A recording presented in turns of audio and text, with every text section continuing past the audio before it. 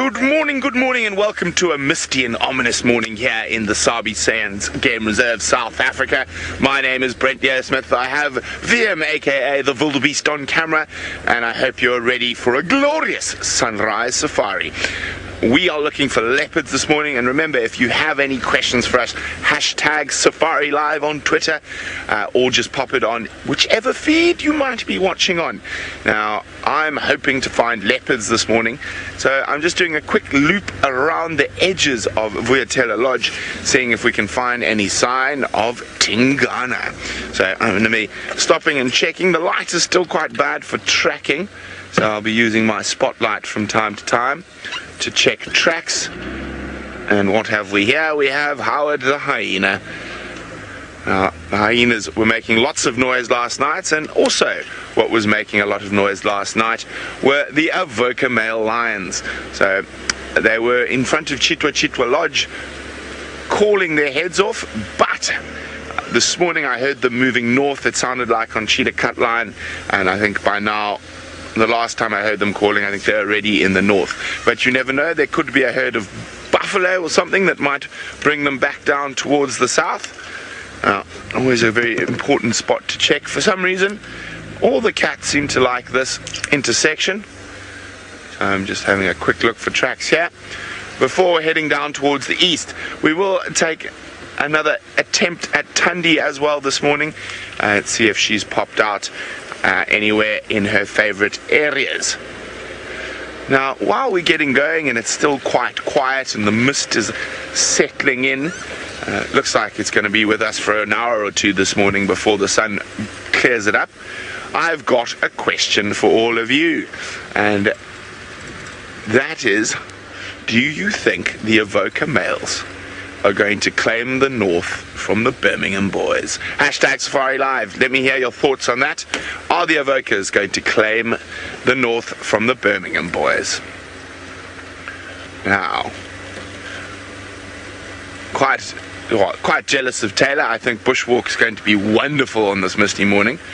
And of course, my toe is still not quite bushwalk ready. So I will be sticking to Rusty for the next couple of days at least.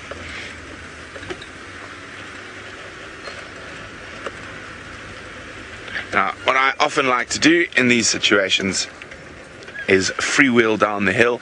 It gives me a chance to hear what's going on a bit better, in case there's any alarm calls or contact calls or territorial calls from any of the big cats.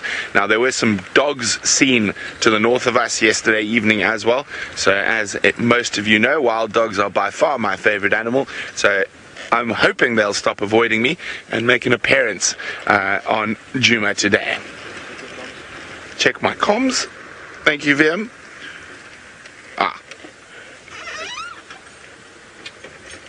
Okay, well, it sounds like I've been waffling along. I'm going to send you across to Ralph so he can say good morning. Thank you, Brent. And cool. Oh no, you're back with me. Isn't that wonderful? So unfortunately it seems like Ralph is having a few problems this morning, so I can continue my waffle. So as I said, Tingana looked like he went in front of, if not into, Vuyatela. There are guests currently at the lodge, so we couldn't go any bit closer. He's probably just lounging about one of his old favorite hangouts at Galago Pan. So we'll have to wait for them to get out and maybe they'll find him for us. Whoopsie, there we go. The accelerator got stuck there a little bit. But I am a big fan of these misty mornings. Very, very quiet. I'm just going to stop up ahead here, and on these cold, misty mornings, you don't really even hear a lot of the dawn chorus. It starts later as the birds get going a little bit later. So, here we go. It sounds like Herbie's found tracks. Yes. Going through Vuyatela Lodge, on the edge of Vuyatela Lodge.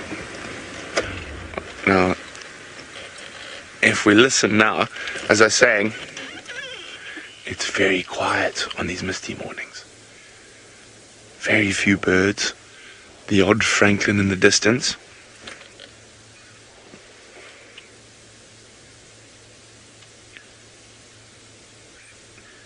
That's why it's always quite eerie on these misty mornings, because it is so quiet.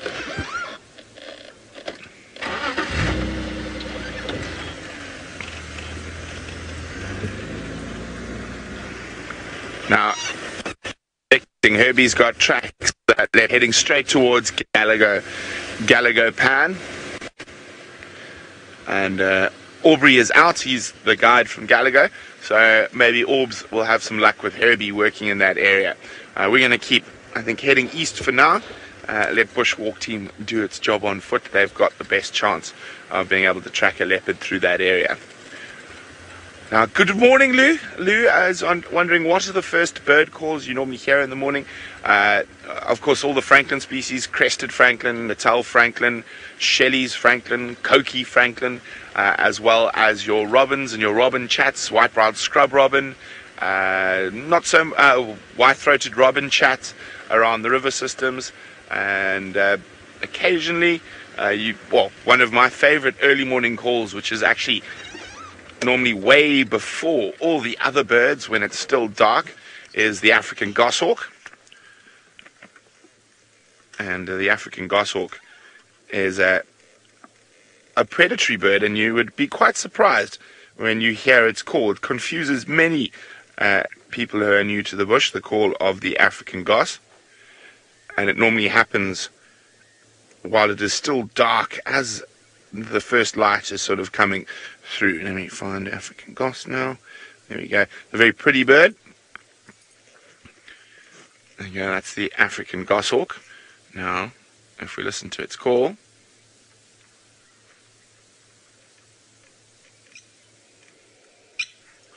now they do that early in the morning. Well, they're circling quite high. One of the reasons they do it early in the morning like that is that sound, they don't have a very big powerful voice, and they can be very territorial, so that sound travels much further in sort of that pre-dawn darkness. So there we go. They normally, and they're flying quite high above the canopy of the trees when they're doing this call. Other than that, they are mostly silent. They do sometimes call from a perch, but mostly silent. And the only time you really hear an African goshawk is in that sort of pre-dawn darkness.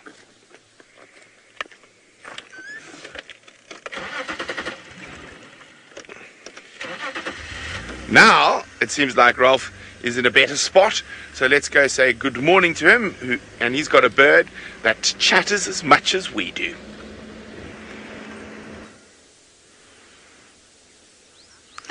Thanks, Brent. And yes, well, let's hope second time lucky. Good morning, everybody, and welcome aboard once again for a misty sunrise safari out here in Djuma in the Greater Kruger National Park of South Africa. My name is Ralph Kirsten, and on the camera, we've got my wingman, Davy. How's it, Davy? Now, please don't forget to join us on the hashtag Safari Live on Twitter and on the YouTube live chat. Send us your questions and your comments and join us on the largest game drive in the world. So we've come out here to Chitwa Dam. It is very misty and quite cool this morning. It's about 18 degrees Celsius and 64 degrees Fahrenheit. So a very cool start to the morning, but that's not deterring the birdies, especially these guinea fowl, who are all chattering and running around chasing each other. But a beautiful start with the hippos also quite active. But look at these guys, everybody moving around. And nice to come out here, because if there's any leopard around or any predators, well, these are one of the first to pick that up, and they'll let us know. So we can, oh, there we are.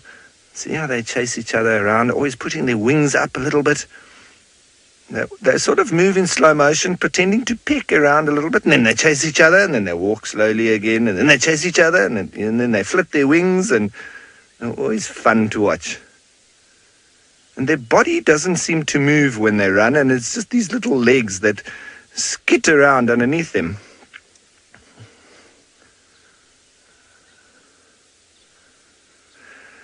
Pangolin, that's an interesting question.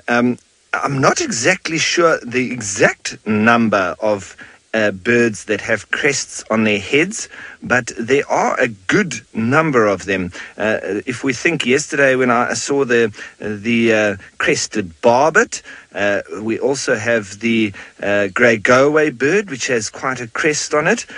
Even if you look at secretary birds, the list goes on. So, but I'm not exactly sure on the exact number. It's normally down to the males who want to make themselves quite pretty for the females, so attracting them like that, and the crest being one of those real attracting devices, how they can show off to the girls of the species.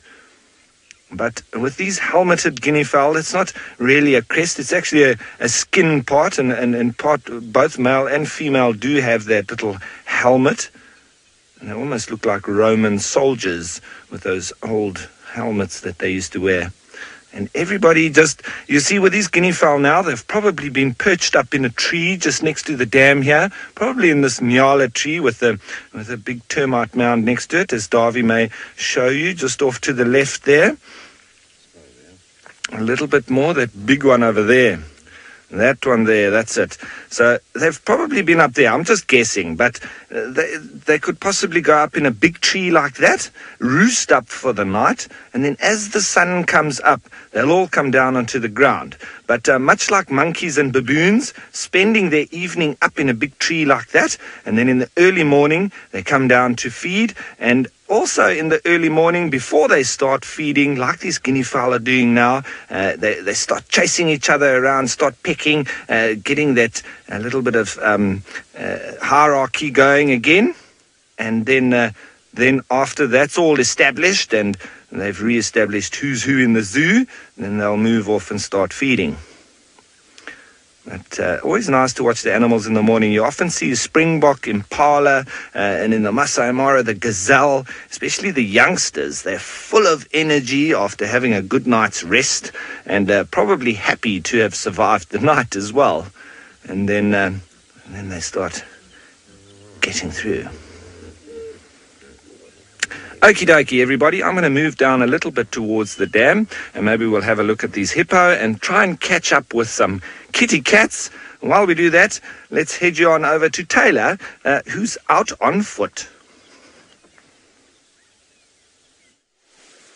Good morning. My name is Taylor McCurdy, and on camera with me today is Senzo, and then of course, Herbie is out with us this morning too. Now, we of course are on a bushwalk, and we've trying to help Brent figure out where Tingana went, seeing as though he had him last night at the dam, and he walked all the way down here. You can see we're right at the lodges. We've got Yuri and Pippa's house, who are the landowners, on our right, and then on the left-hand side of this road is Vuatela and Gallagher Lodge, and then behind us is camp. And Tingana has come walking. It was very difficult to see any tracks this morning, but if you look very carefully, you might have to use your imagination slightly. It looks as though he's maybe stood here. You can see there's a leopard track. It's probably quite dull. And then he continued onto an animal pathway and a human pathway, which we tend to use quite often, going straight into our camp, basically, all the way down there. So that is the route that Tingana has walked. Now we need to try and find him. The only thing, though, is that Tingana is not necessarily, well, accommodating on foot. He doesn't like people very much. So we might get a glimpse of him, but every time I've ever walked Tingana on foot, normally Herbie's the only one that's seen him, just a glimpse of spots, and then racing off. And it's normally quite difficult to find him again. So hopefully we'll be able to point Brent in the right direction. Obviously Brent can't come driving here on these pathways, so we're going to follow this main road just until where that pathway pops out to see if he turned off it or if he continued going straight down it towards the drainage line, and then that will give us, well, I suppose, an indication of where we need to start looking. Hey, so that is the plan for this morning, and then I don't know what else we're going to see. We're probably going to bump into the wildebeest or the impala that like to live around here, and I'm sure we'll have a look at them. Who knows? I suppose anything is possible out here on bushwalk. Insects? Yeah, I don't know. It's a bit cold, wet, misty. If I was an insect, I wouldn't be out. Anyways, Ralph, however, down at Chitwa Dam will have lots of animals around, so let's go see who else is up.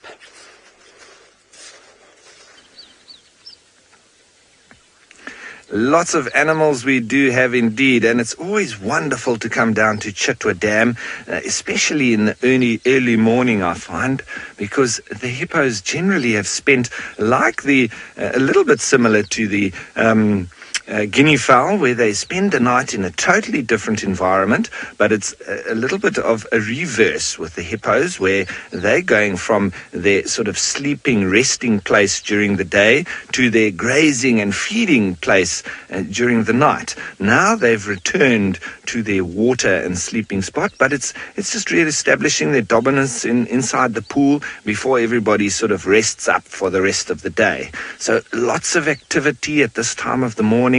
With all these pods of hippo, it seems to me that there's about 2 or 3 pods. There's one major one, and I'm still trying to see where is the dominant bull here, but this particular area which we're looking at right now seems to be where the sort of dominant bull has got his prime spot with his girls and youngsters. And then on the opposite end of the dam, there's some sort of broken up smaller pods on the other side. But there we go. And that's a couple of them there that are just offshoots of this bigger pod here. But everybody's still not really in their close-knit unit yet. As I say, they've probably just returned from their feeding. So it's not really tight, and you can't really see just for now who's in the major pod or not. They're still just moving around and enjoying that nice early morning. Look at that. It's always amazing. It's like trying to see with whales and established underneath the water. They're almost secretive underneath the water, and obviously on the surface that's where we get to see what's going on. But there's something happening there. Let's hope that they give us a call. Here we go.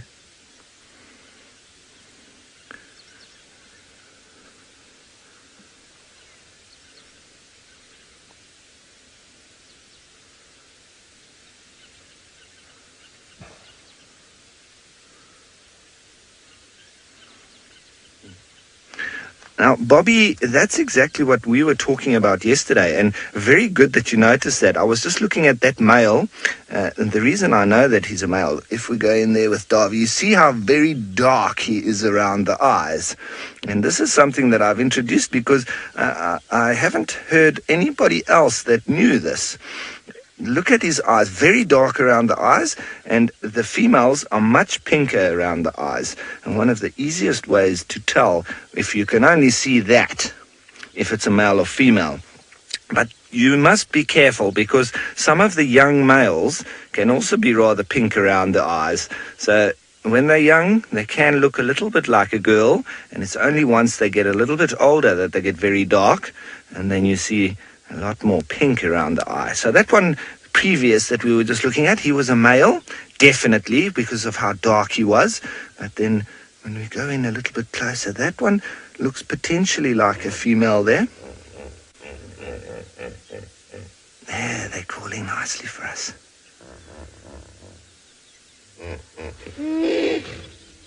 There we go. See, as I say, lots of energy. Thank you, kind sir. Very obliging of you. We were waiting for some calls there. But you can see there is a true difference with the colouring around the eye. And I often say it's like the girls who'd like to put makeup on. And that's how you see very clearly that it's a female. And generally you won't see too many that you see there. Very pink around the eye, definitely a female. It's quite a big one, so it wouldn't be a young male. And generally you won't see more than one big male in the same pod, because they're very territorial, so they'll be fighting with each other. And they're territorial around their pods and the females and the best water points where they can rest up during the day, and then at night they will also mark their territory, and they walk with their tail and they sort of spread their dung around on a little bush.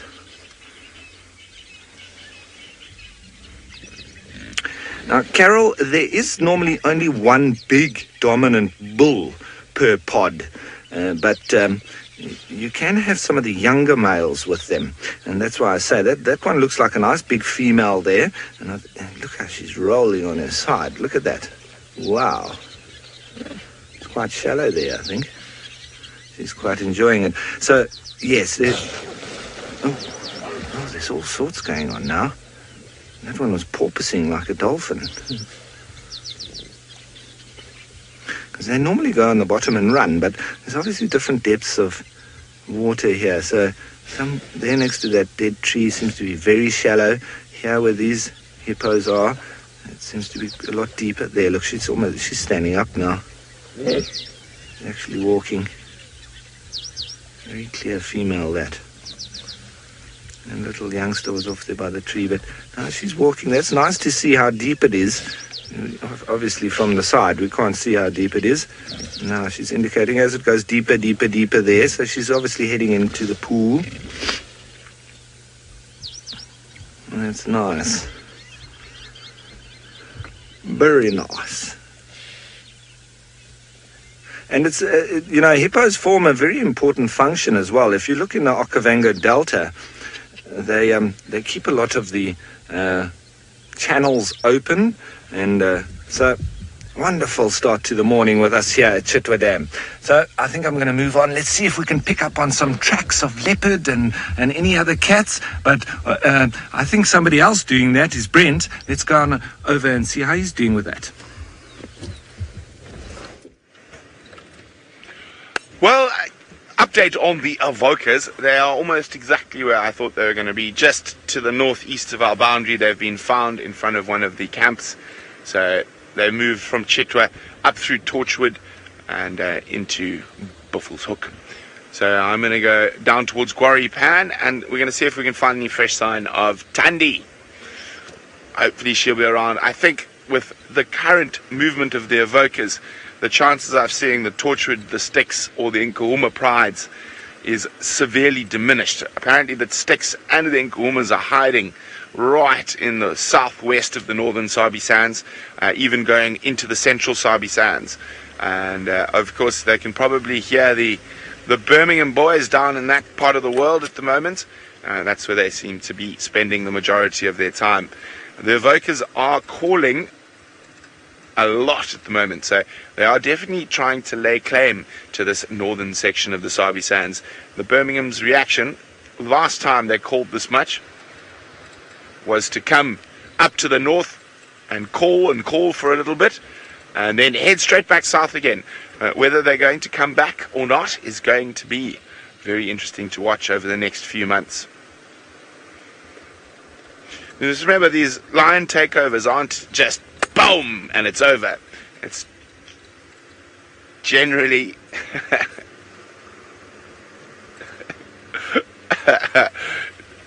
generally it's a gradual process.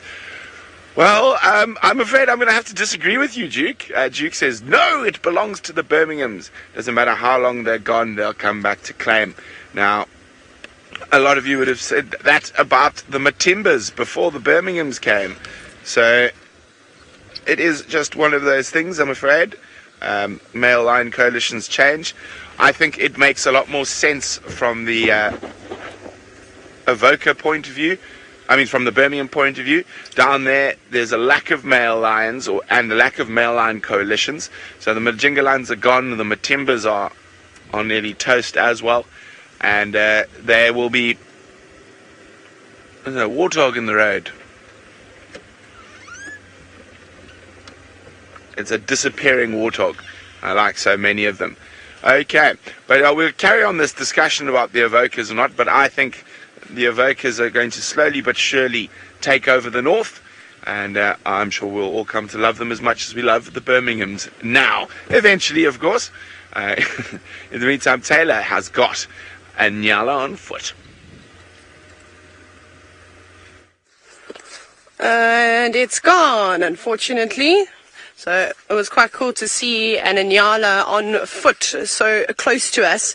I wanted to show you how relaxed these animals become when you are on foot with them, when they spend a lot of time with the lodges. Sorry about that. Now, unfortunately, you're going to have to see us walking. We've decided to take this shortcut here just through the lodges. Basically, we're heading towards the dam. We've changed our minds, and we're going to be heading to help Brent look for Thandi. Obviously, I was right in the thick of it yesterday morning, so I know exactly where we need to go, where to look, and I'm hoping Senzo doesn't get stuck on the electric fence. I'm so sick. That's going to give you a zap if you get caught on that.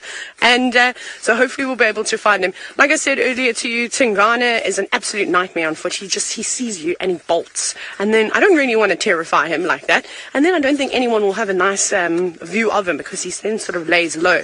Now, you can just see how tall or how high this fence is in comparison to where I am. So this is not an elephant wire like what we have been seeing. We normally see those tall strands when we go past Chitwa. This is sort of something lower. So this is going to be keeping out buffalo, hippo. It doesn't keep the antelope out. For those of you that remember when we found the wild dogs that came racing on through here, we watched the Inyalas run and just hop over this fence with absolute ease. Impala can do the same thing. Even a bushbuck is able to jump a fence this high. I would say it's probably about maybe 1.2 meters, maybe just under 1.2 meters or so. So it's not just a fairly high fence, but it's quite wide. So it's almost like a show jumping jump. As high as it is, as wide as what it is. So, but that's no problem for the antelope species that have got a serious spring in their step. So they come in and out as they please. They prefer it in here because a lot of the time there's irrigation systems around lodges, so the plants are lovely and watered, which is quite nice. And you can see it looks like there's a couple of aloes growing down on the ground. You might be able to just see them here. So we've planted a couple of succulents. There would have been a few aloes around. Down south, where there's sort of a lot of rocky outcrops, you see a few more aloes. Here there's not really the right terrain, but there may have been one or two growing. But the elephants, of course, find them and devour them. They like to feast upon them. Herbie is now stirred the guinea fowl. If you are watching the dam cam, I promise you this is not because there's a leopard. If you've heard those guinea fowl cackling and flying away, it's just because Herbie's making his way down there just to check up ahead to see if Thandi didn't come this way, because she is known to come through here. One day we had a sighting of her where she tried to kill an impala, but unfortunately some of the hyenas stole it and gobbled it up.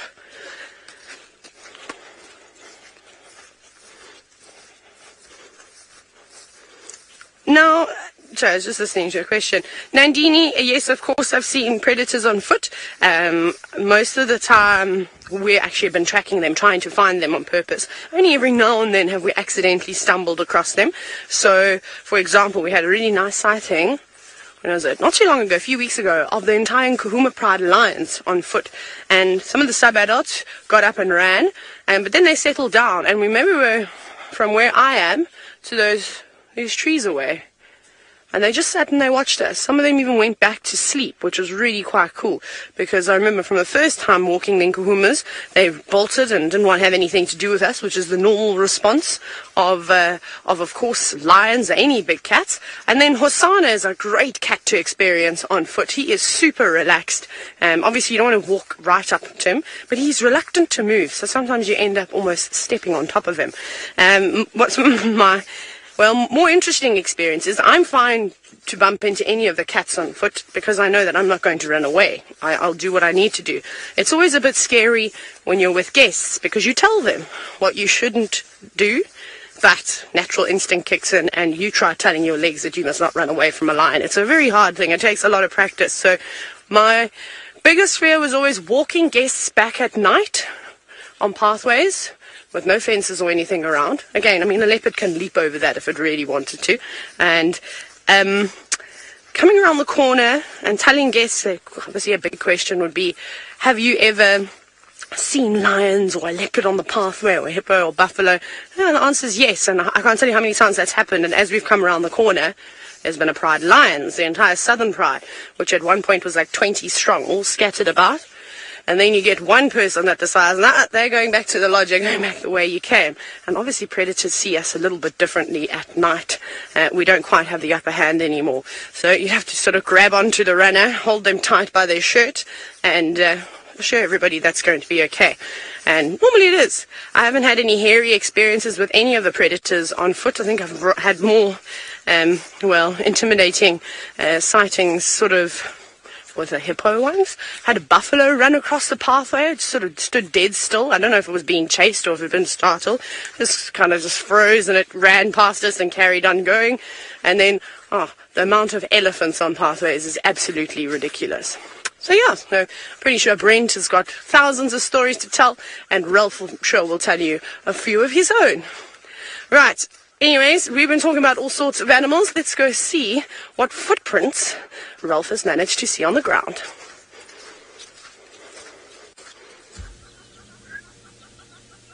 Okay, everybody. So I just jumped out the vehicle here because it's wonderful when you've had a little bit of rain, clearing the roads onto a nice clean slate, and coupled with that, a little bit of a misty morning, and nice fresh tracks. Always wonderful to get out and have a look, and especially here where we've seen so much happening on this road. It's like that morning newspaper. You grab your coffee, you grab the newspaper, and you see what's been happening yesterday, during the night, and so this is our bush newspaper.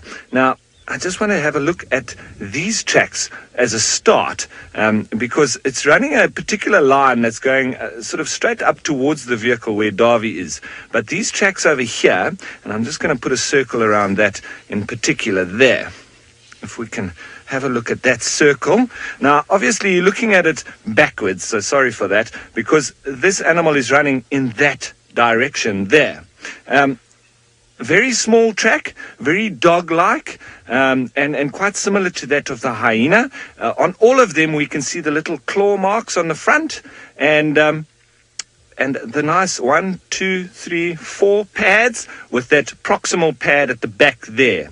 Now, very important with this track, we can actually draw an X between the pads and the proximal pad without touching any of them. And that is a very good indication that it is that of a jackal. Now, I'm wondering if this is our mangy side-striped jackal, but I don't think so. Because of the way that this animal is moving, he's doing a little bit of a side trot, and that's very indicative of a jackal. It's almost like they've got a skew chassis, and he's trotting up the road here, and maybe around the same time as this other animal that I'm actually going to show you as well. I'm just coming forward here, and in this particular area here, we've got some wonderful stuff that's been happening here as well. And now this is a very different animal. It's an animal from the track that you can very often mistaken for a predator, because you only see half of the track. Now, when I say the track, I'm looking at these particular tracks here. There's one, there's one, there's one, there's one, there's one. Okay, now for the untrained eye, this can look just like quite a bit of big mess. But we've got a foot over there. We've got another foot over here. There's actually 2 feet over there. We've got another foot there, another one there, another one here, another one there. Now, these are quite big feet, if you would say, but look how close they are together. Okay, so it's an animal with big feet, but with a very short stride. And if we look at the first one over there, we can see in that track that we've actually got some pads and then some claws in the front. And I hope you can see it with this light. It's not as easy when you don't have shadows coming onto the track. And the same we have over here. We can see some paw marks or toes and then some claws in the front. And it's a very V-type shape to the track. There's one there, and very V-shaped to the track over there as well. And if we had to walk along the road here, I'm sure we will see some scrape marks as well from the very indicative quill drags. So this is a very clear track of a porcupine. So wonderful that we've seen jackal and porcupine walking on the same route, and nice and clearly over the evening on this road and left us the signs that we could say there were jackal and porcupine here. Wonderful. Okay. I think we're going to continue on our search for the kitty cats, but at least we've spotted some porcupine and jackal tracks. Maybe we'll see them, but I have a feeling that those porcupine are already snuggled up in their little warren, and they will be snuggled up and sleeping for the moment. So let me just plug in again, and we can head up down the road. So we're heading now towards the Chitwa airstrip.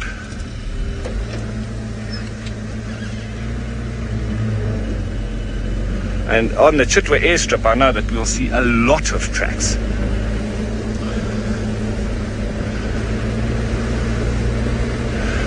Now, Carol, there's every opportunity that some of the nocturnal creatures will be out because of this weather that we're having. It's nice and cool. The sun has risen, but we can't see it as yet. That's why the light is quite low. It's very cool, it's quite moist, and it's actually quite dark still. So there's every opportunity that we have this is the best chance of seeing nocturnal animals during the day when you have this kind of weather. So yes, we have a good chance of seeing jackal, porcupine, honey badgers, hyenas, and all the rest. So let's keep a sharp eye out, listening out, and obviously having seen the tracks, that's when we keep an even sharper eye out.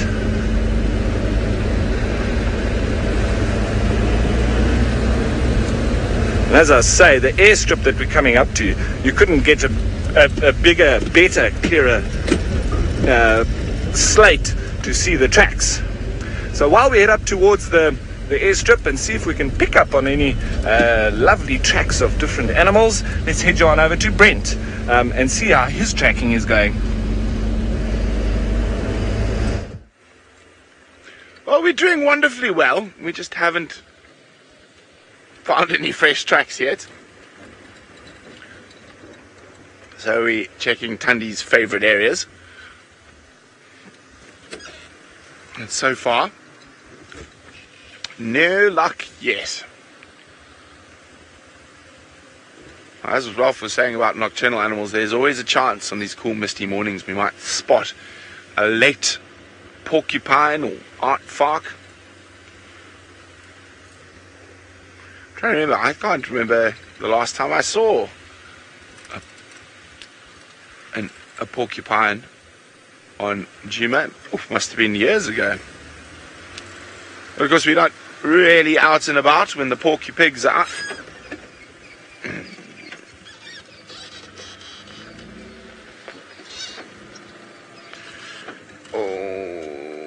Light is horrible at the moment.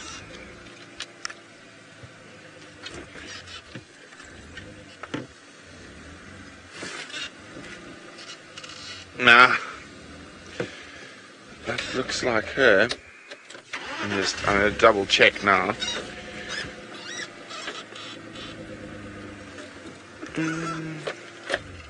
Have a closer look quickly.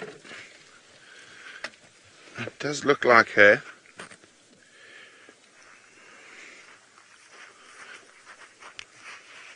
It does look like Tundi because it is Tundi. By the size of the tracks. They're very difficult to see in this light. So here are the toes. That's the back foot there. There's the front foot. She heads straight off the road. And I didn't see any tracks up ahead. Now Tundi is heading towards that place we don't like. South of Gwari Pan, where the grass is chest high on me and we can't get a car in. So I'm going to call Herbie and Taylor, who are on bushwalk. They might have a bit more success than we have. I'm just mark the tracks so they see them nicely when they're on their way here. Yeah, I shouldn't miss that. What I'm going to do is I'm going to loop around this block, check towards Buffelshoek Dam, and then along Hippo Pools Road So let me show you exactly where we are. Where's my map gone? There it is. Let's get our bearings. There we go. So we are about here, and the tracks go into this area here. We had no tracks coming out in this section, so she might be in here, or she might have headed up to Hippo Pools and then come back down. She's been doing a lot of loop-de-loops on herself while she's been hunting recently, so she could be just zigzagging through. These tracks are not from this morning, they're from last night. From this morning, especially with the mist, I'd be looking for sort of little dark edges around the tracks.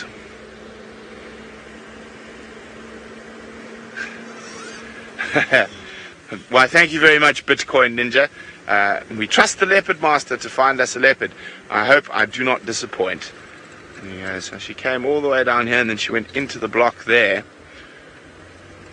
Now that probably means little Klalamba is still in this river system that she's been left in. It's the same river system that comes out from Buffelshoek Dam, and then it joins at Central Road. Oh! Veronica, there were no cub tracks. What have we got here? That is interesting. We don't often see these ants in long lines. It's not the Matabele ant. It's one of the Polyrhynchus ants by the looks of things. Now, normally when we see them, these guys are all split. But if we look very carefully, see there, Vim? That one there is carrying a larvae. So they're moving house. But so that's why you don't normally see them in these long lines. So obviously something has upset them. Possibly something like a pangolin. Now, in this part of the world, 98% of a pangolin's diet is made up of one species of ant, not them. But as I said, it's very unusual to see these ants moving in a line. Normally you have them all scattered about, foraging around a den. But it does look, these guys are moving home. There's quite a few of them carrying a little larvae.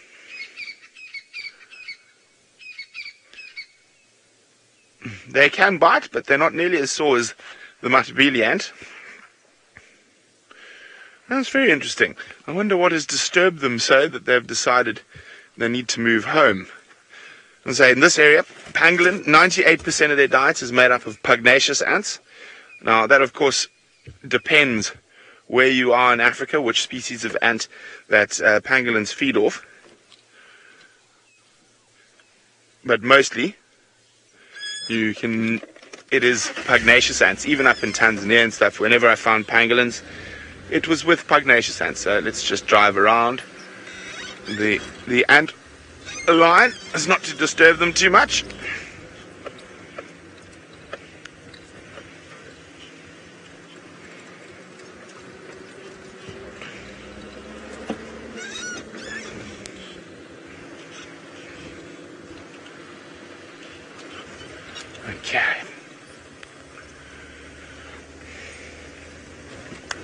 Okay, so we're going to send you across to Telemakurdi, and I'm going to try and get hold of Herbie while she chats to you.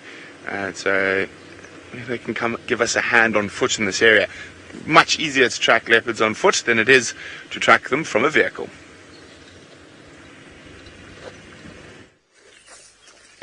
Brenty, we are on our way. We are almost at Vulture's Nest. So I'm sure you'll be happy to know. And I think we'll go straight into the same area where we left Tundi yesterday morning. I think if we go into the section of that big drainage line, we'll probably be lucky and see her tracks, because the sand is sort of quite soft and fluffy there. So an imprint will definitely be left behind. At the moment though, I'm just picking up lovely. I'm going to have wet pants by the end of this walk. The grass is so tall. Getting a nice layer of grass seeds. Perhaps the warthogs would like to come and feed on my legs later. All the Egyptian geese, all the animals that like to eat grass seeds, they can come and have a nibble on them. So, soggy socks, soggy shoes, soggy pants, and hopefully we'll find some soggy leopards at some point too. Although, I think with the grass being so wet at the moment, it is definitely going to work in our favour when it comes to spotting some of these predators. We saw Tandy yesterday morning. She didn't seem to like the wet grass very much, and she only walked on it when she absolutely had to. Otherwise, straight onto a big animal pathway or a road. So that's the plan. Here, there's not much point of us tracking because the ground is particularly hard and compacted. So, yes, no insects. I've seen one spider that scurried away very quickly. Other than that, I don't blame everybody for hiding. It's chilly, even on bushwalk. It's a little bit cold. So I've been looking for caterpillars and grasshoppers and all sorts of things, but nothing around just yet. And not so many flowers. They're all starting to disappear, except Venonias. The Venonias are starting to pop up now, so that'll be quite cool in the next few weeks. I love seeing the crab spiders on the Venonias, the white crab spiders. They're very cool. Oh,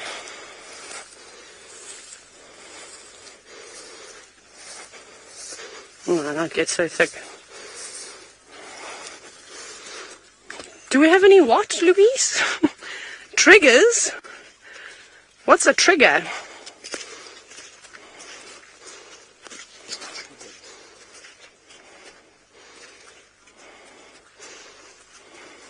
I don't know what a chigger is.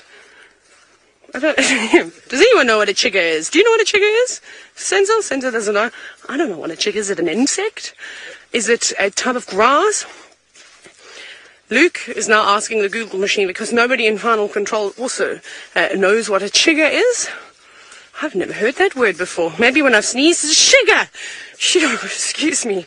You know, it's the only time I've ever heard that word. Otherwise, I don't think I've ever heard of it before. We're waiting for the Google machine to give a response, and then perhaps it's called something else in South Africa, and I'll be able to answer your question. Well, there is lots of them. The grass makes you itchy out here.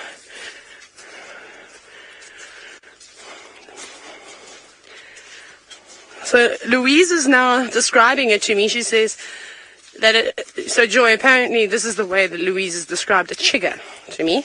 It looks like a pepper tick, and they bite you. We get pepper ticks. I don't know. I've never come across the word chigger. I'll have to try and see if there's the South African equivalent. I'll look at one of my insect books, but I can't say I've ever come across that. But there are also so many little bugs and beetles and all sorts of other kinds of insects out in the world that it is impossible for me or anybody to know every single kind. So, Joy, we'll have a little look a little bit later. I'm lucky. In the sense, I said as 9, I'm probably going to be covered in ticks, but no, I don't have any ticks on me at the moment. Steph and Tristan seem to attract them all. Now, we just jumped back on the road again because there's no pathway for me to walk on at the moment, and the grass is quite tall, and then, courtesy of all the elephants, they've pushed lots of branches over. Berry bugs is another name? No. Soap bugs, we know, which plague the Papia capensis tree, the jacket plum tree, that we know of. But I haven't actually seen soap bugs in forever. I think I've actually only ever seen soap bugs once in my life, and that was on Safari Live. That was really quite cool. I'm trying to remember where that was. May have been down Shibamu Road. I know there's a couple of jacket plums down there. Otherwise, no, nothing. Unfortunately, I'll have to do some research of my own in order to try and figure out what a berry bug, aka a chigger, is. So yeah, I'm just watching Herbie up ahead. He's jumped a little bit away ahead. Grassies are tickling my legs now.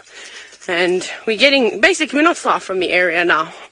Maybe about 500 meters or so away before we can start the search for Tandy. Well, knowing her, she might just end up walking behind us, so I'll better check. She seems to like to do that. Hey, just sneak up on you.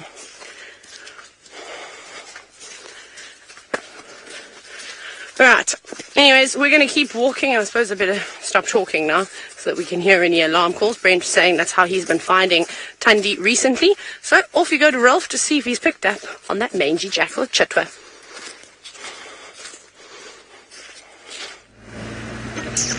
Well, Thanks, Taylor. We didn't find that mangy jackal. As I said, we did find lots of tracks. But what we have managed to find as we head further east into Chitwa, those Avoca male lion tracks. So they're walking along the road here and seemingly marking at almost every single bush that they come to. And it's very interesting to note that they are really announcing their presence. I think it's because those Birminghams aren't around. And in my opinion, if these Birminghams return, I think these Avoca males are in for a nasty surprise, because they'll be lucky to escape with their lives. Because they are still very young, they haven't quite filled out, and those Birminghams are decent-sized males. They're not the biggest I've ever seen, but they are, and a lot bigger and stronger than these males. It's quite young. They're still walking along. I can see the track still leading along, so not sure if we're going to be able to follow them all the way. I don't know how far they've walked, but nice to see. Nice fresh tracks. So that was probably very fresh this early morning. So hopefully we can catch up with him. Maybe we'll host here once again some alarm calls up ahead. But that's how we track. And wondering where those games have actually gone.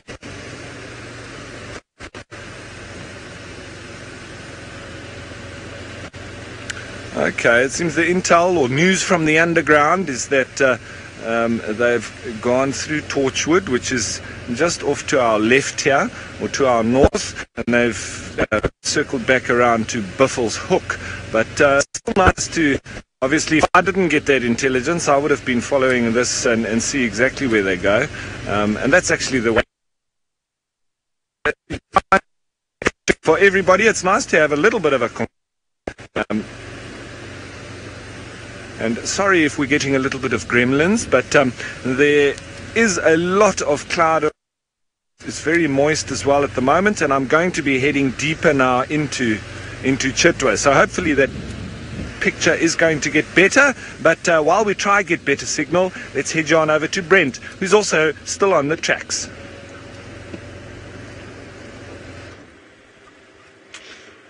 There's no sign of her coming out on hippo pools. I didn't really expect there to be, but when tracking, as I say, it's very good to completely close off an area. You know you've checked it, there's no sign of any tracks, and you can now focus on where you think she's most likely to be. As I say, those tracks are from early last night, would be my guess, probably maybe just after drive last night, or even during the latter part of drive last night. So we're a good 10-12 hours behind. So I chatted to Herbie. We're not going to follow these tracks track for track. He's not going to. We're going to both. Herbie's going to check and Taylor going to check down there. We're going to check up here. We're going to try find tracks that are from this morning rather than trying to follow tracks that are 12 hours old. But it's good. It's given us a direction to work towards, and we've just got to keep our fingers crossed that she hasn't gone into Torchwood.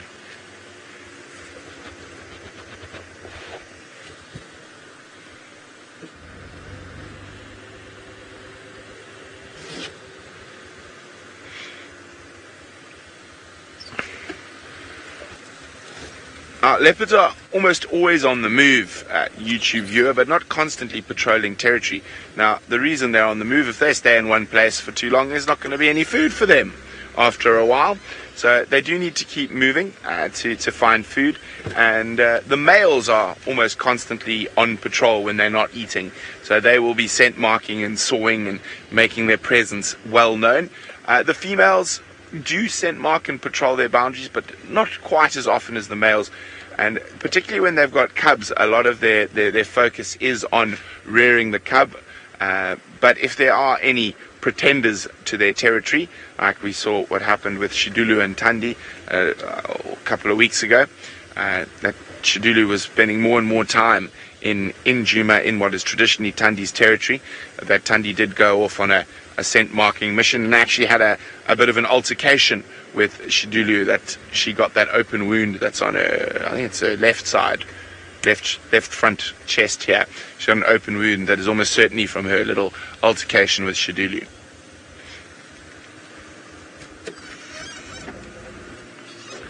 So we're almost parallel now to where we saw the last tracks. So fortunately Drakensberg Road is a nice road to look for tracks on. One of the nicer roads at this time of the year. Now you can see lovely white sand, and we get lots of terminalias and paltiforums, or weeping wattles in this area, and also with the sand. Now I'm just going to go a little bit forward. So you can see here that also you've got these, on certain parts of Drakensberg Road, you've got these nice open pieces of ground and this very white clear sand. So let me just give myself a stick here. Now these silver cluster leaves, or terminalias, are indicator species of seep lines. Now seep lines are incredibly important things, because that is what transports the water from the crests of the hills down into the little river systems. And as you get further and further down the steep line, you get thicker and thicker bush. And these are what you call duplex soils. I actually haven't checked how deep this one is, but they're normally around 0.5 meter to 2 meters deep. And so if I dig here, you can see I can't dig very far.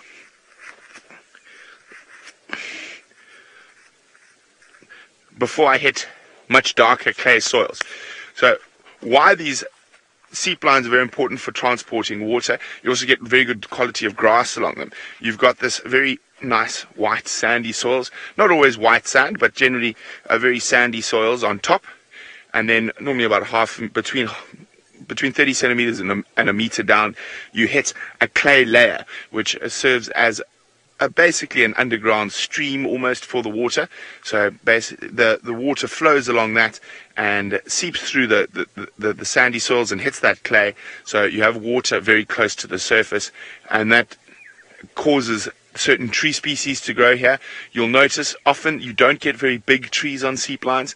The marulas, you'll see, are just off the seep lines. You can see there'll be a soil change where that big marula is, and you can suddenly see combretums, as well bush willows, where there is out in the seep line. You've got smaller trees that are dominated by the silver cluster leaves and weeping wattles, and that's because their root systems are better designed at dealing with being inundated with water for longer periods, whereas marulas and knobthorns and other trees don't handle that so well.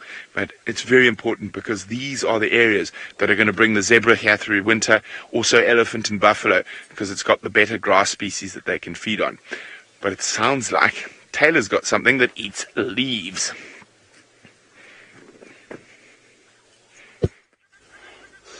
They do, and this one is feasting on some grass, eating the leaves of this grass. Looks like buffalo grass, which is pretty cool to, of course, see. Now, I don't think I've ever seen a caterpillar with such dramatic feathers. When I say feathers, I mean these spiky bits on its body. Now, you wouldn't want to touch this. We know what hairy caterpillars can do to you, but that is just absolutely beautiful. I'm not really sure. I know a lot of the browns, the brown butterflies, tend to lay their eggs on grass stems, but I'm not actually sure. Again, we're still waiting for that book. But can you believe it? I mean, this is quite a big one.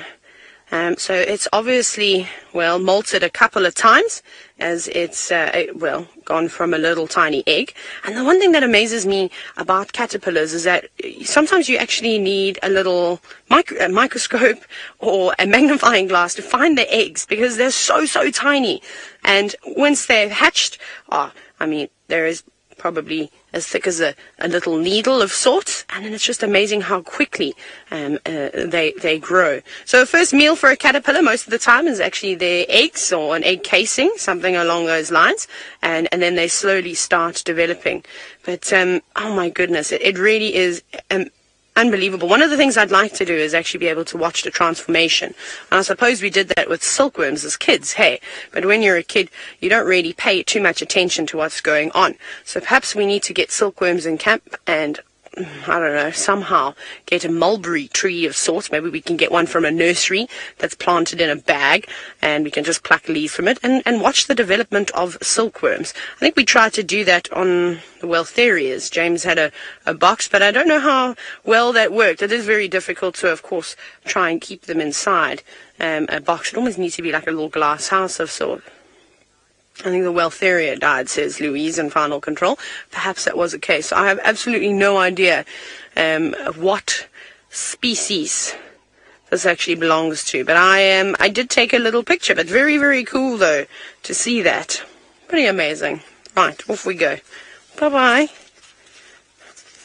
Now, we're going to carry on walking because we've obviously been waiting for quite some time to show you this caterpillar. So now we're behind. We're going to just walk on the road to catch up to Herbie. And then Deanie, the hairy caterpillars are not necessarily dangerous. I wouldn't eat one. I think if we were going to eat a hairy caterpillar, you'd find yourself in a bit of trouble. Perhaps it would cause some irritation in your throat, causing it to swell. And, well, that's not going to be any good now, is it? Or... I mean, when you can ask Brent. Brent's got a great story about the time hairy caterpillars were in his shirt. Maybe he can tell you about that. So other than it causing a bit of a rash, you're not going to die from it as long as you keep it away from your mouth, because I'd imagine that might send you to hospital fairly quickly.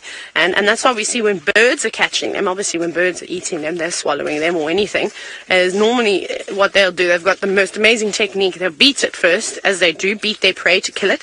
They don't want to eat anything that is alive because it could potentially fight back and injure them. They want to try and avoid that. They'll rub that caterpillar or whatever insect it is on a tree and try and break off as many of those hairs as they can. And those hairs break off fairly easily because that is that caterpillar's defense. So before something like lilac-breasted roller, fork-tailed drongo, or the cuckoos, because the favorite food of the cuckoos is in fact caterpillars, they'll make sure that they give them a good bash and a good scraping against a branch before devouring them. I'm surprised. The caterpillar wasn't even feeding. I think it was just so cold, it was just sort of sitting there like this, you know, hoping that the sun is going to break through the clouds and the mist that we have at the moment. And, well, yes, we'll hopefully try and warm up and then it can carry on eating. Although I don't think it's going to get too much bigger than that. I reckon that caterpillar's probably going to get ready to pupate soon, which will be quite cool. We'll have to come and check that piece of grass again. I don't think it will need to go too far away.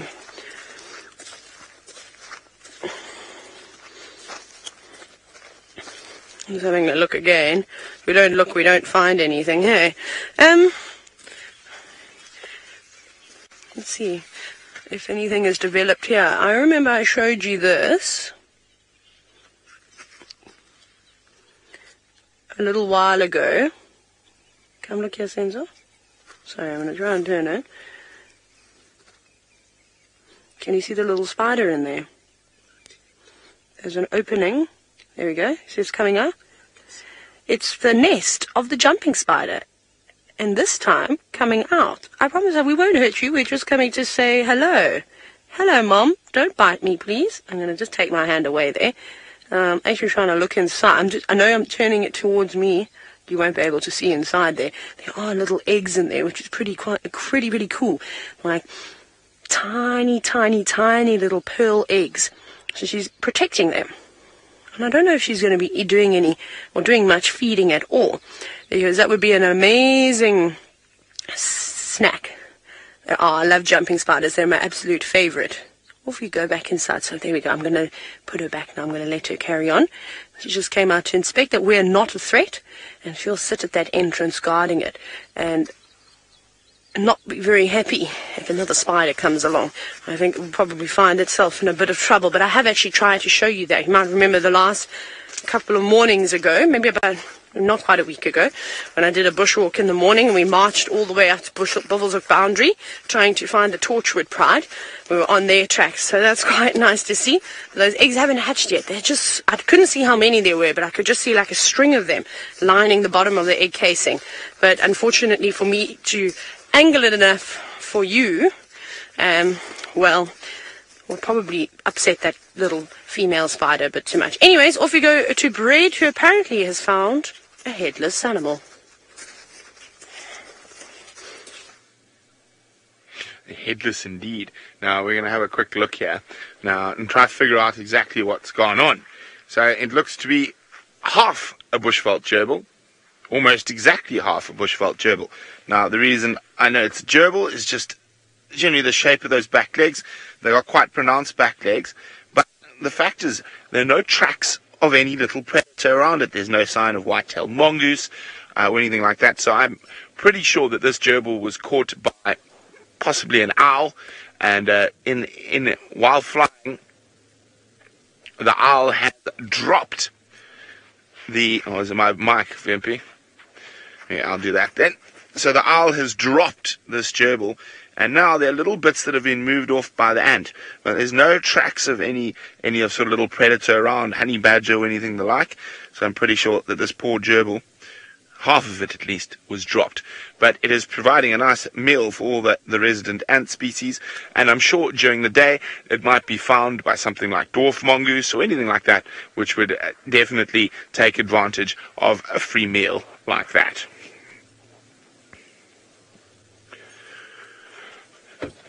Okay.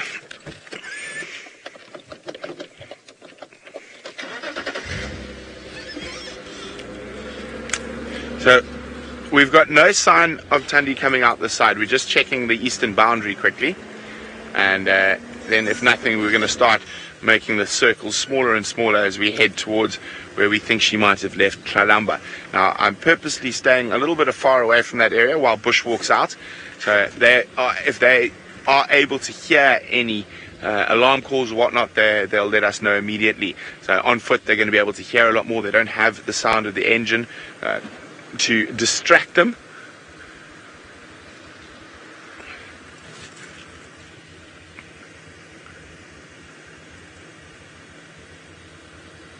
Okay. We're going to keep checking carefully. In the meantime, we're going to send you back to Madam McCurdy. Hopefully whatever she's got has still got its head. Well, Brent, maybe not for too long. No, I don't think this spider's going to be tearing into this little moth. Now, it's awesome. It's on a Weltheria at the moment. It seems to be, well, the favorite plant of a lot of insects, and I can imagine why, because at least it's got little flowers on. So it's a tiny little moth of sorts. It looks to be like one of the little diurnal moths, and there are lots and lots of different types of diurnal moths in there, with a very, very sort of clear orangey stripe going on the lower section of the wings, but absolutely tiny.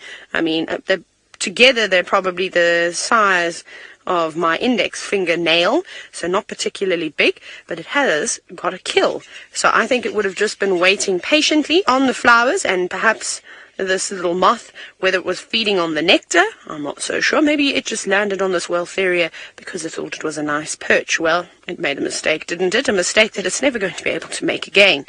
And now it's fairly fresh. And you can see it looks like that spider is still latching on, possibly injecting venom into it. It's not moving anymore. And maybe it's going to wrap it up and then eat it a little bit later. Or maybe it's going to start, well, sucking the liquids out of that little moth. Remember, venom helps with of course, well, turning the insides of whatever it is feeding on into liquid. So, and that can feed on, like we see lions and leopards using their teeth to chew and cut chunks of flesh and then swallowing them. Spiders can't do that. Or if you're an owl or a raptor of sorts, you've got a sharp tip on the edge of your beak, which you can use to tear into, as well as, of course, using your talons to hold the prey down. Spiders don't have that. So they rely on venom. I doubt that the spider would be venomous to us. I'm sure a bite would maybe be a little bit painful. Maybe you'd get a headache or something like that. Maybe feel a little bit nauseous. But nothing that's going to send you to the hospital at all. But very cool to see. It was a little bit nervous. It did move away from us when we initially saw it. But now I think that it's realized that we're not interested in stealing its kill. It's quite happy to just sit there perched on the Weltheria. But very nice little spider. We'll let you carry on with your day. Now, obviously, as the day is starting to warm up slightly, we're going to see more. I think that spider may have used the cold weather to its advantage and mustered up a little bit of, well, energy to try and catch that moth that was perched on that Weltheria. Right, we're getting closer and closer to where we last saw Tlalamba and Thandi. So while we mission on in there, off we go, back to Ralph. Thanks, Taylor. And well, everyone, I nearly did just what I'm very good at, and that's getting stuck. There's Nice little art far call here, and I just had to engage some low-range difflock. We just actually just trying our luck everywhere. Some tracks going into the bush, and as I say, here in the Chitwa concession, very thick. We've just seen some Nyala, but otherwise haven't seen much activity at all. So all we're doing is just zigzagging, trying to cut through the bush, and obviously if there are some tracks leading off into the bush, we just go and have a look, because you never know, maybe it's a hyena den or something that I haven't heard about. We just try our luck everywhere we go. So we're still really just on the search. There's quite a few birds calling here. I want to try and see if we can stop and listen to them. There's little ones flitting around all over the place.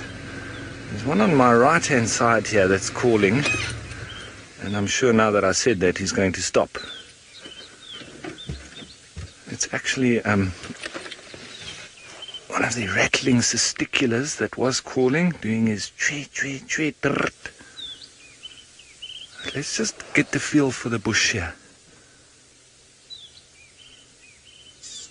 Yeah, here he is up in the bush on the right, but very difficult for Davy to find. He's flitting in through this red bush willow, and the testiculars are very difficult to tell between each other. Let's listen there. There he is, but very difficult for Davy.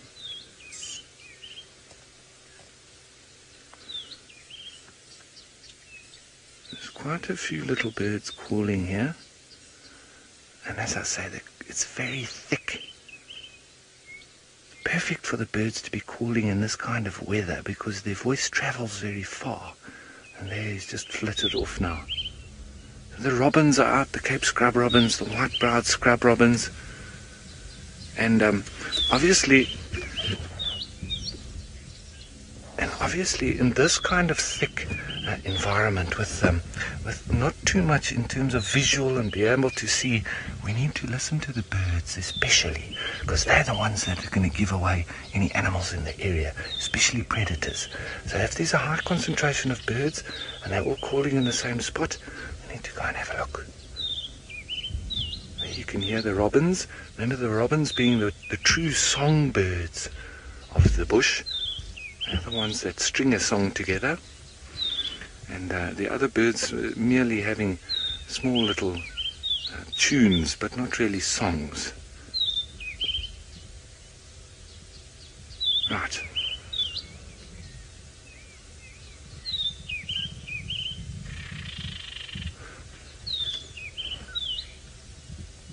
Khalid, you're wandering around the monotonous larks, and I hear that there was a lot of them calling last year. Well, it all depends on the resources around at the time.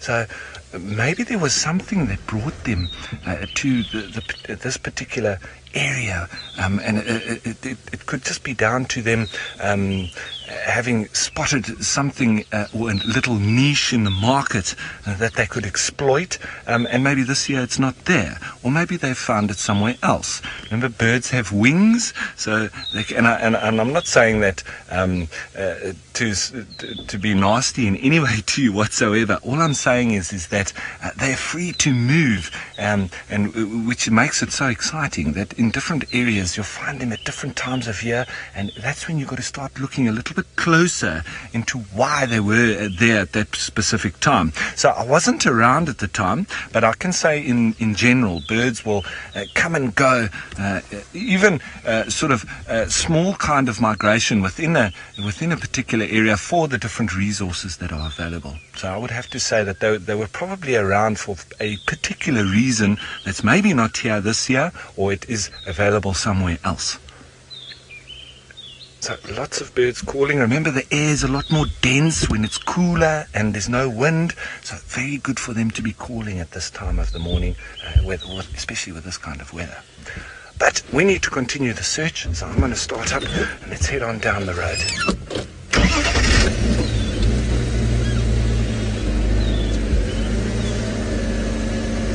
Colin, thanks for your question. And the difference between a normal call and an alarm call and a distress call, well, for the reasoning behind it, obviously a normal call, they're going to be calling to establish territory, to establish the bonds between male and female, and also just to pronounce themselves in an area.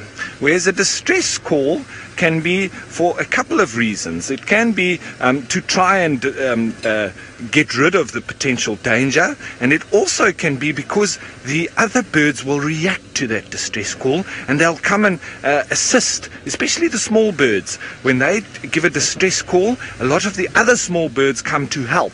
And it's almost instinctive that when they hear that kind of call, they will immediately come and assist and mob as a group, because collectively they can get rid of a potential predator, especially when they're in a similar area.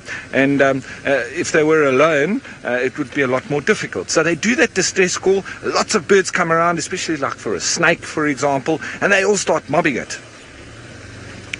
So a couple of different reasons there.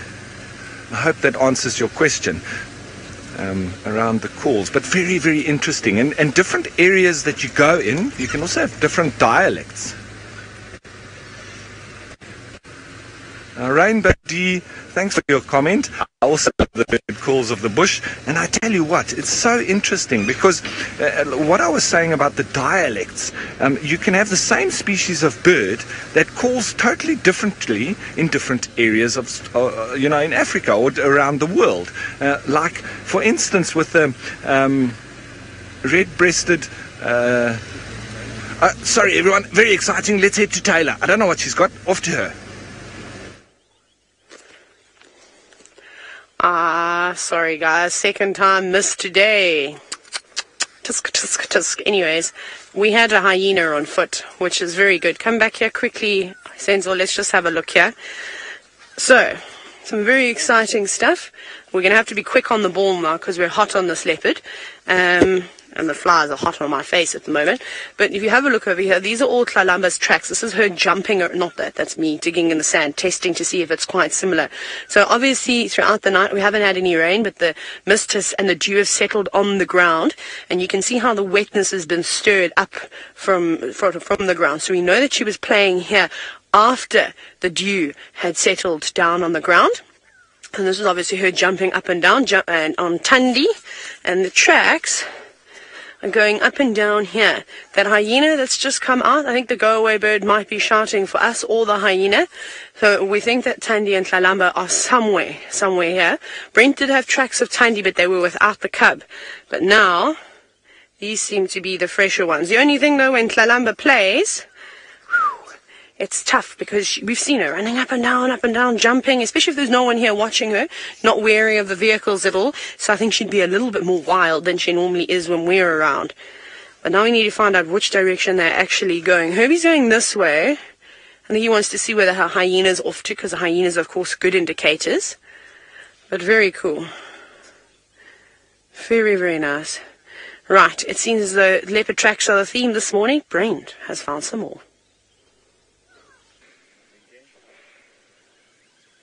Okay, so we've finally come across some much fresher tracks, but no tracks of Tundi, only of Tlalamba, who looks like she's been having the best time here in this dried little puddle. Seems like she likes to sink in, and these tracks are pretty fresh from early this morning, I would guess. Now, you can see the cracks from the day yesterday, and in this track here in particular, you can see that there's a crack right through it, and if I put my fingers next to it, you can see slightly darker when I do it. So slightly lighter. This is darkened, so it's not from right now, but it is from early this morning, I'd guess, or maybe very late last night. Now the very cool thing is over here, you can see where she's decided to leave. And there's a little muddy paw print, and you can see how the mud's dried slightly and headed down towards, there's even a better one there.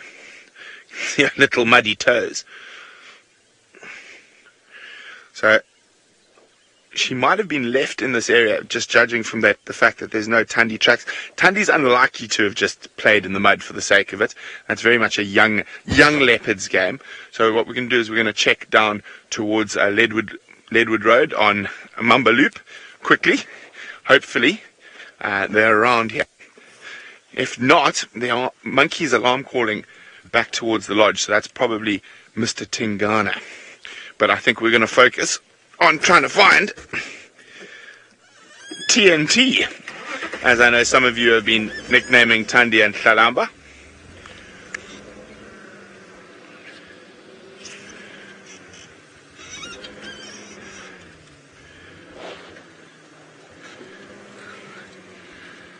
Now, leopard tracks are very difficult to find as a general rule, especially on hard substrate. So, Nandini, no, leopards wouldn't ever intentionally hide their tracks. They don't have that sort of conscious thought to try and be that sneaky. They're just sneaky enough as it is. Now, I'm just going to call this on the radio to let Aubrey know I'm not coming to help him anymore. Look for Tingana. I'm going to focus on these tracks here, and also let Herbie know where it is. But sure, Taylor and Herbie are going to have to walk far. So we just keep moving further and further to the southeast. And let's just have a quick squiz here. So this is one of my favorite little river systems on Djuma. It goes all the way down, comes and joins the Moati next to Twin Dams. And it's been a popular spot for Tundi's mom, Karula, to leave cubs, as well as Tundi. This is where they stopped the other day, was in this area here. A little bit further to the west of where we are now. But we'll have a look. If there's nothing here, we'll do Leadwood Road and then check that last little section of Drakensberg Road that we haven't done. And I'm really hoping to hear alarm calls. So, to give you an idea, that the track we had of Tundi that wasn't very fresh, which was from last night, was on the corner here. And we are there now, on this little blue line. And the tracks were on where that blue line joins onto Mamba Road. So, this road sort of follows this little river system like this, and then heads back towards Mamba. It's one of our new roads. Exciting stuff.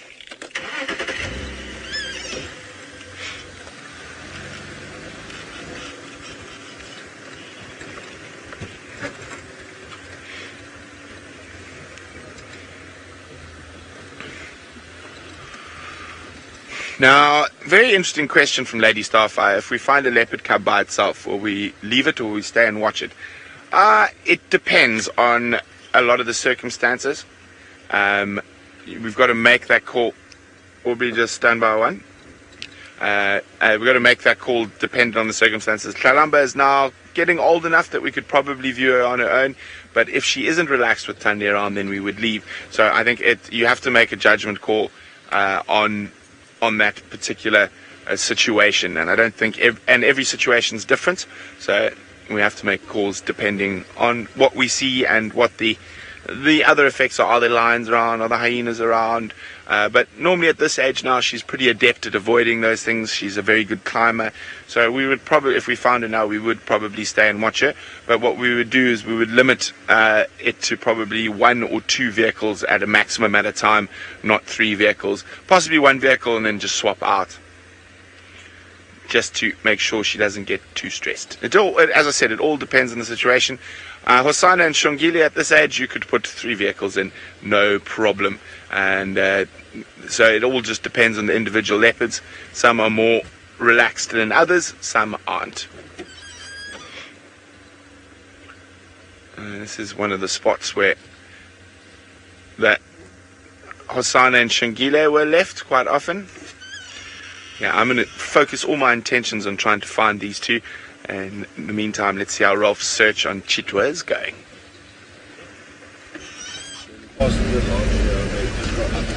I see. Okay, everyone. Well, we're just doing our full-on circle. We've come now back to the airstrip. I'm going to be heading up again to the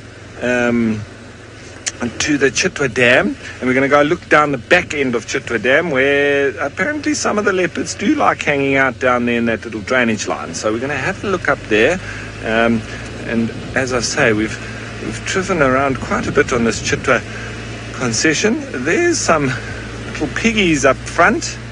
If they will rest, we'll have a stop and have a look at them, but they seem to be running off. Let's just stop right here, because if we get a chance, there they go, off they disappear. But there's some impala also just off to the right of them. Looks like a little bachelor herd, and they're watching quite intently there. Also good to watch impala as a good indication if there's predators around. I've often spotted leopards because of impala all pointing in the same direction, not only because of their alarm calling, but where they're looking. And quite happily moving through the bush. That one is a bit younger. He hasn't quite got the bend on his horns just yet. And there they wander through.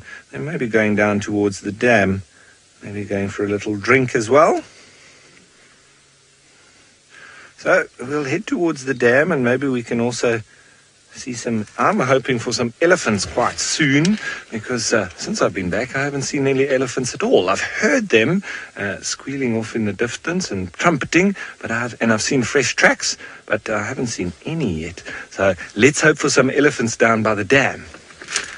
Let's head on. And well, you know what? Sometimes it's good just to return to an area, even if you've driven there. It's not necessarily that you're not going to spot anything, because you could drive and 3 seconds later the leopard pops out behind you. So we're just working this Chitwa eastern section. I've never been on that area. Now, nice to know the kind of terrain that is there. Very thick grass, and Davy was telling me that apparently Kuchava and her cub has been spotted there quite regularly, so always good to have a look. But with that kind of vegetation, very difficult to actually spot. She could be 5 meters off the road and you won't see her. But nonetheless, and I've heard all sorts of stories about lots of leopard being in this particular area too, especially in these marula trees.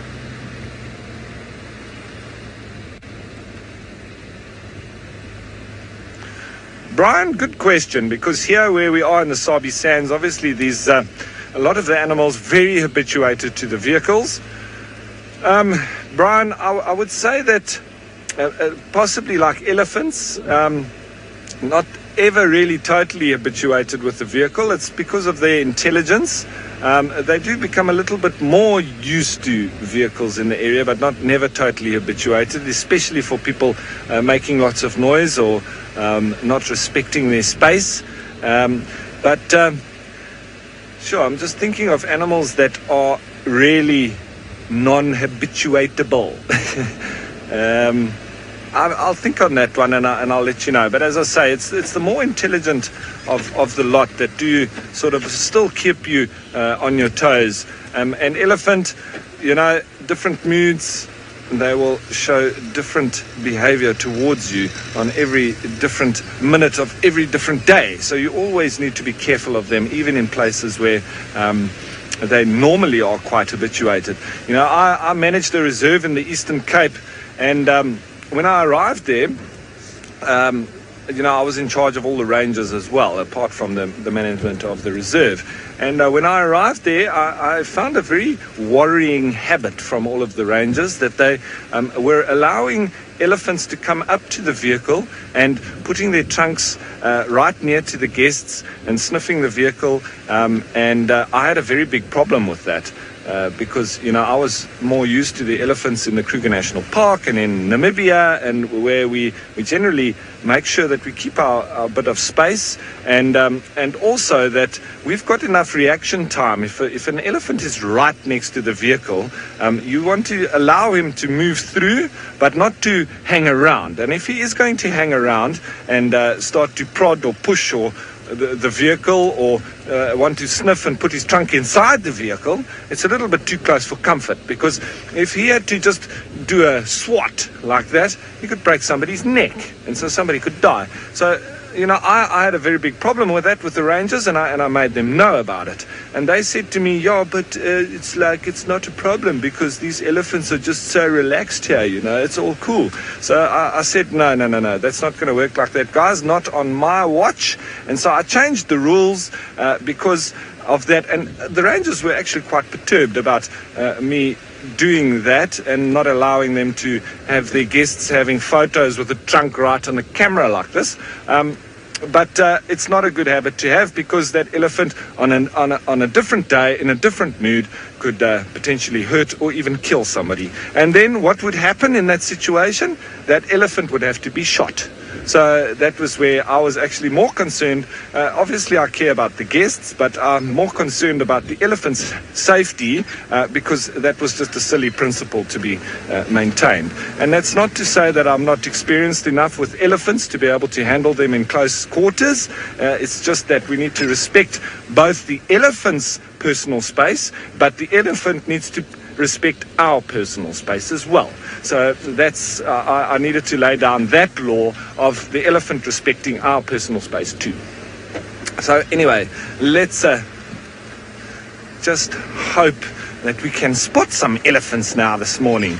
And thanks for agreeing with me. Look, I'm not here for a popularity show, but I'm glad that you agree, because that is not the way that we should be handling elephants. Allowing them into our personal space is just as bad as them, allowing us into their personal space. It works both ways.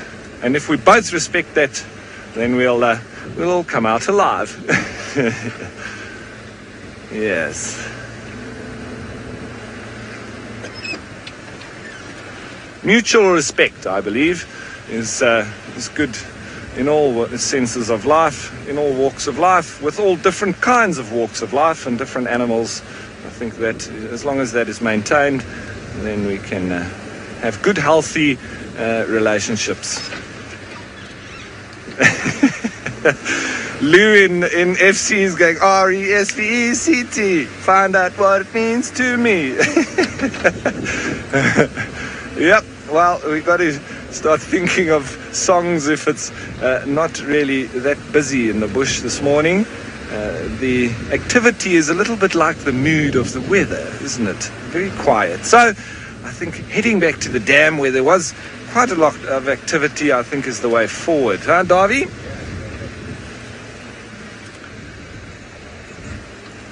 Yeah, I think all the animals in their beds, except for the squirrels. Squirrels are out. There's a little bit of activity. The franklins, the squirrels. Squirrels are having a little bit of a barney. Barney is a South African word that we say for a fight. When we were at school, we used to say, you want to have a barney? Well, I'll meet you behind the woodwork centre after lunch. And that's where we go and have our barney. And everyone stands in a circle and goes, Barney, Barney, peanut butter salmi.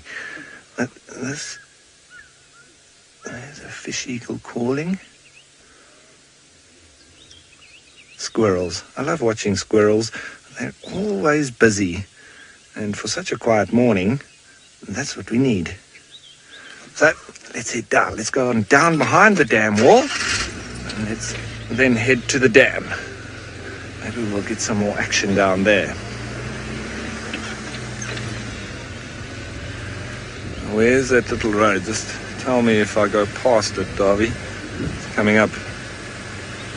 Should see the tracks coming out.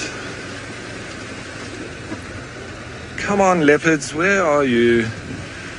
You've got lots of places to hide, but you've got nowhere to go. We are on the concession, and we just need to see you now. Show yourselves. There was that very nice call of a golden-tailed woodpecker. That very similar to that of a barn owl. And it's quite shrill. And but during the day, if you hear that during the day, it's a golden-tailed woodpecker. If you hear that during the night, it's a barn owl. And if you're in the Eastern Cape, it's a much quicker That's a Neisner woodpecker. He sounds much smaller, but he's pretty much the same size as a golden woodpecker. He's just his call is a lot smaller than the golden-tailed. So now we come down here into the drainage line, and I did want to just stop here briefly because I spotted this yesterday. I was showing Davy, I think it was yesterday or the day before, but those are your hammerkop nests. It looks like they've built 2 of them. I don't know if there has been any activity that the guides have been able to show you with them actually building it. I know we were watching them in the Masai Mara where they were actually starting them, and very small, just in that fork of a branch. And they make the little circle, and they obviously make the bowl that they're going to be resting in. But then this all comes on top. And it's a wonderful structure. And they can build quite a few of these. And like the aardvark on land, the hammerkops in the trees sort of make a lot of nesting or home for a lot of other animals, because they can make a lot of these, and then you can have vultures and secretary birds or all sorts of different raptors nesting on top. You can also have little pygmy falcons or red-headed weavers and finches that can also sort of parasitize on the nest, and they'll go in there. Some of them also go and steal that nesting material for their own. But the hammerkop's nest, a wonderful piece of engineering. It doesn't look so from the outside, but they make that little entrance so small that even the hammerkop needs to tuck in its wings right at the last minute as it flies up to the hole, tucks in its wings and shoots into the little entrance, and it also serves as a very good predator deterrent. And they also have a false entrance and even a false chamber, so some of the snakes or predators will go in there and find it empty. Meanwhile, they've got their much smaller little chamber on the other side, where they are quite safe and sound. But really a real mass of branches and reeds, and on the inside they also use mud. So a whole lot of different building materials, and you can actually find them when they're near to human populations. They can take strings and all sorts of rubbish, that lands up being up in the nest as well, because they obviously just find it fantastic nesting material. Okay, let's head up towards the dam. We're nearly there. We've still got good chance of spotting a leopard in this little drainage line. Lovely big leadwoods here, russet bush willows and tambourties. Okay, everyone, while I make my way up towards the dam and get through this little muddy section, let's head you on over to Taylor, who's walking in a bit of a different terrain.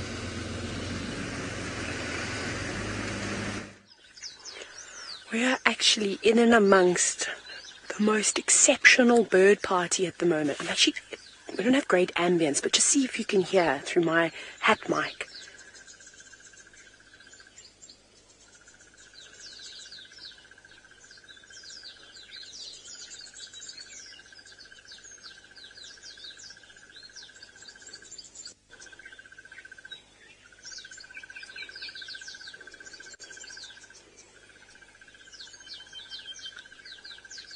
Isn't this amazing? From turtle doves, there were some drongos. There's yellow-fronted canaries calling at the moment. There was a golden-breasted bunting, waxbills, crested barbets you should be able to hear, orange-breasted bushshrikes. I know where I'm coming. The next time I'm on a morning safari is I'm coming to park right here. And I think we will do the most exceptional birding, because they're very relaxed with me on foot.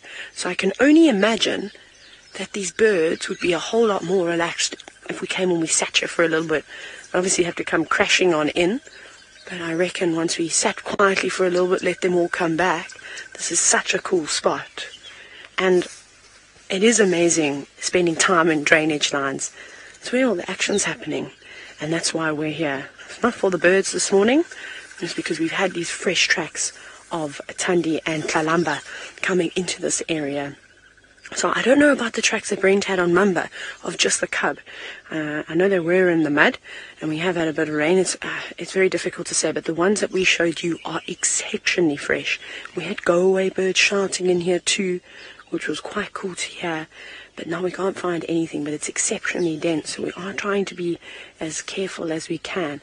And I also don't want to make too much noise, because I need to be able to hear any growls or anything like that, maybe even crunching of bones if they have got a kill nearby. Otherwise, well, we're going to get ourselves into a lot of trouble. You can imagine Tundi's going to be quite protective. It's also very difficult terrain to sort of navigate in for, not for me, but for Sensor, because we're kind of walking underneath canopies of trees, the aerial's getting stuck on branches, and I'm not going to make him walk backwards in this case, because he's going to end up falling over and probably hurting himself, because we're going up and down on animal pathways and drainage lines. So we're just kind of going to wait here until we have to move off. Herbie has just jumped off ahead. He just wanted to check one little spot that we will Sensor wouldn't be able to get into, I'm afraid, again because of that aerial.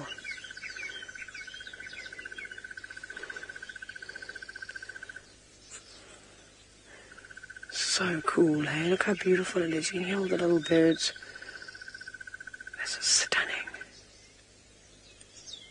Have another little listen.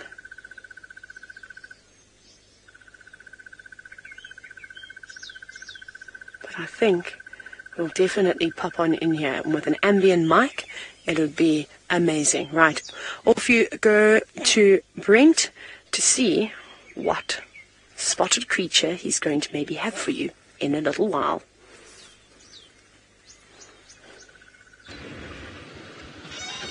Well, we are searching. James heard all those monkeys alarm calling, so he popped his head out, and there was a male leopard that he spotted somewhere in this very area. And then I've heard that there's another leopard down here somewhere that I think it could be Tingana and Hosana. Now I think, where's my binoculars? I think Hosana is over there where we can see those people, but we are now looking for Tingana, who's supposed to be just here somewhere. So I saw his tracks over there. Could smell the buttered popcorn of his scent mark.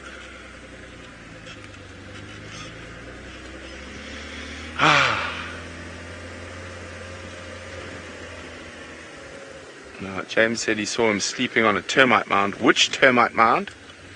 Of course, is always a bit more challenging.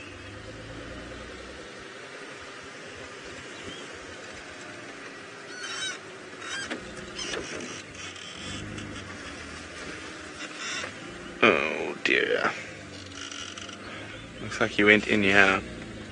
Just have a quick check. A little bit further here, there were tracks.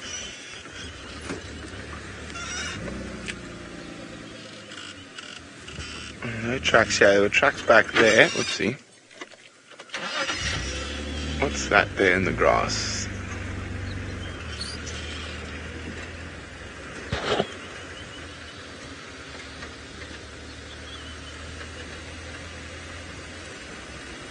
Now, I'm not sure, Kadina, whether Hosana is tracking Tingana again.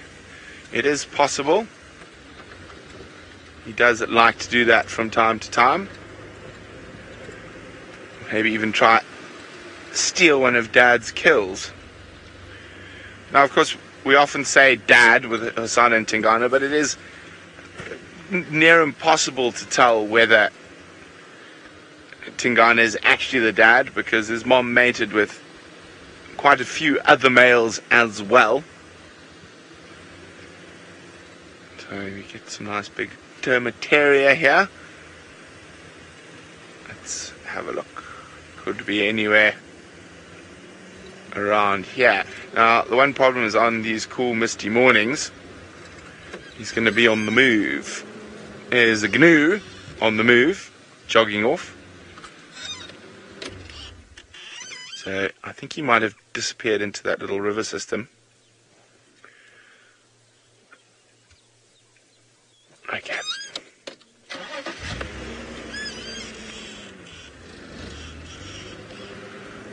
we're going to keep searching while we do that. Rolf has got one of the most beautiful birds around.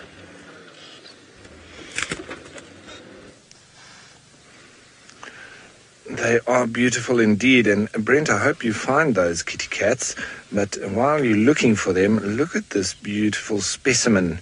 And this is a saddle-billed stork, and it is a male to be specific, because if you look very closely there, you can see that little wattle that is hanging just below the eye there.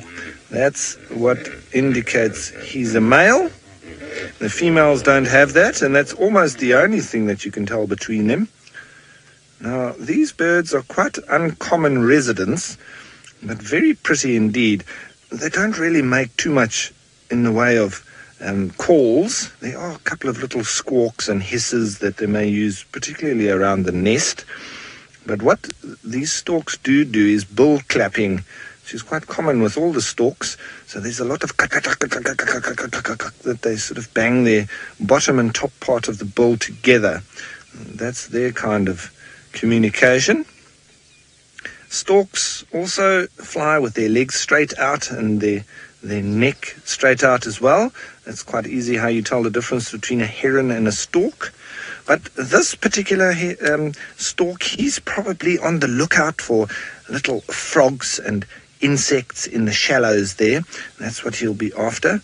And sometimes they do put their bill in the water and sort of move it around a little bit and feel around. The yellow-billed stork especially, though, like they do in the Masai Mara, they walk with their bill open and they go backwards and forwards with their bill in the water, and then any feel of any kind of movement, and that's when they snap it closed. They catch frogs and fish and all sorts. So he's just moving along the edge of the dam, and he'll be looking after little things to eat.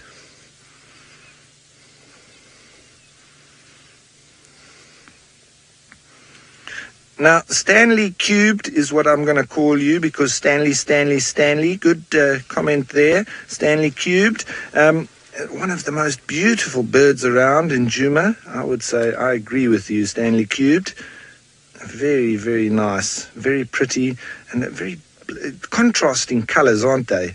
Very sheer black and white and red and yellow. I mean, you couldn't ask for more contrasting colours, could you? And very graceful. Look how they walk. Very impressive long legs, enabling them to walk through the shallows like that and access the little animals living in the water.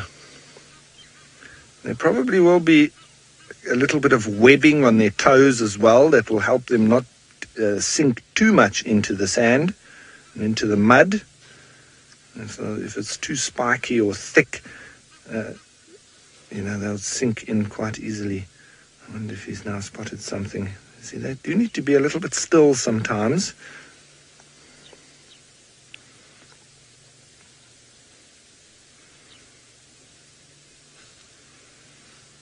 Now, our Laura Moore, that black band around their beak, I'm not sure exactly on the precise use.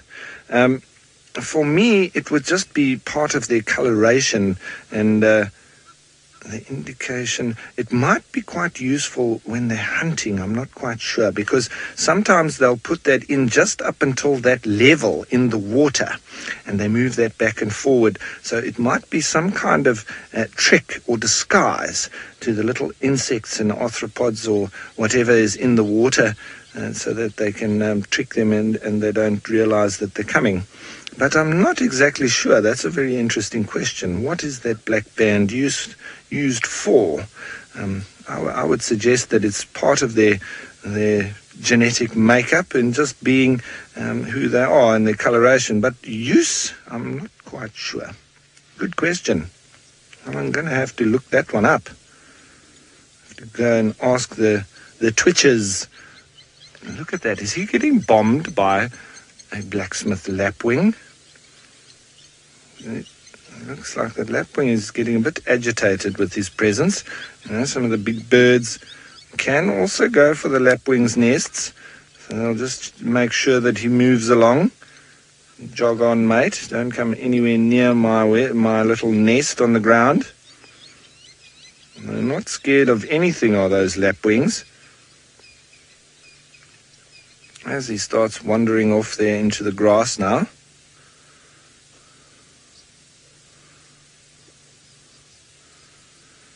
YouTube viewer, no, those legs are actually bending forwards. A bird like a gymnogene, they bend backwards so that they can access little nests. You see that? They're bending forwards.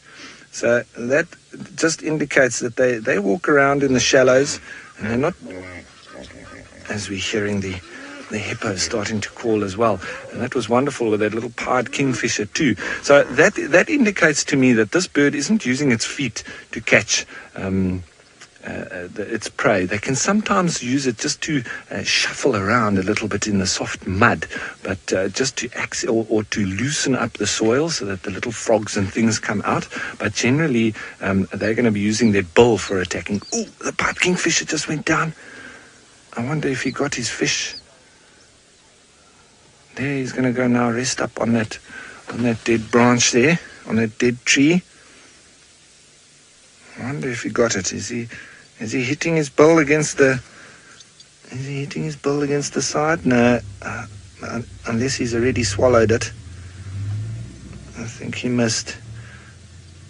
So now you can see that's also like a female there. Looks like it's got a little bit of a bra on. That's what we say with the kingfishers.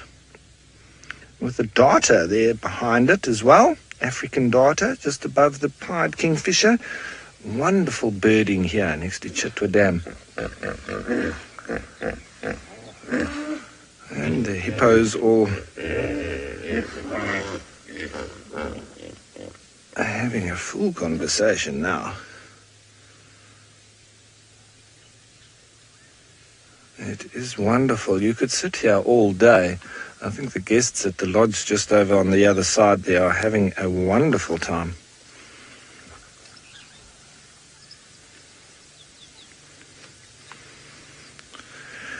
Gizmo, you're wandering around the crocodiles and if those birds get worried about them at all. Well, Gizmo, you know, I have seen crocodiles hunting doves when they come next to the water. So you can often see the birds being quite nervous next to the water.